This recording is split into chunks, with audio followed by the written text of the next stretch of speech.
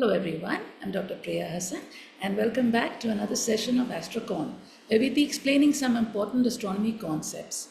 So let's first talk about Olber's paradox. So this was a paradox which was called the dark night paradox. It's an argument in astrophysics that says that the night sky can never be dark because the universe is infinite and with an infinite number of stars. So what was assumed that if the universe is static homogeneous at large scale, then at any line of sight, you will always any line of sight should end at the surface of a star, and hence the night sky should be completely illuminated and very bright.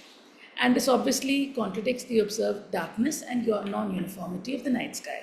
So what you can see in the image over here, wherever you look, you'll find a star, and therefore the sky should always be bright. But now what we know is obviously that the flux for faraway objects actually falls as a 1 by r squared. So if you we're looking very far away, the flux from these faraway objects is going to be falling.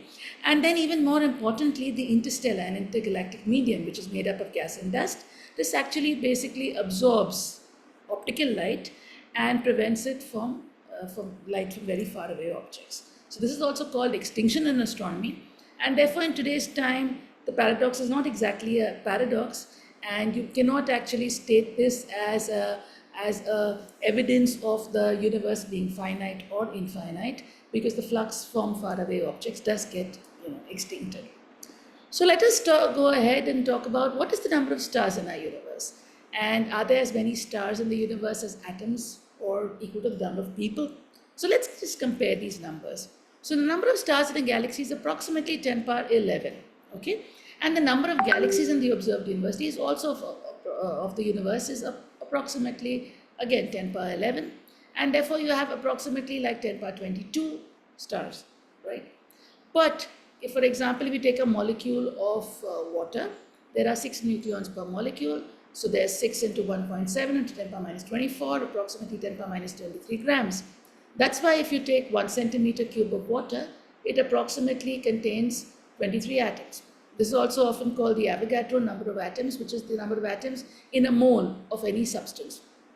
And therefore, if you assume that the universe there are approximately 10 power 21, 22 stars, then the diameter of a water drop, which would be equivalent to the number of stars in the universe, would be just 2 to 4 millimeters. That's small, okay? And so you actually, like I said, that's approximately Avogadro number of particles, which is 10 power 23, okay? If you were to compare these numbers with the number of people on the earth, this is way lesser than the number of stars in the universe. You can see it's only just 10 power 9. So in that way, in the galaxy, there are about a few tens of stars per human being, and the whole universe no more than 100 galaxies. So even if you just compare the number of galaxies, 10 power 11 and 10 power 9 people, so that you get about 100 galaxies per person. So that was just to give you an idea of the numbers. Thank you.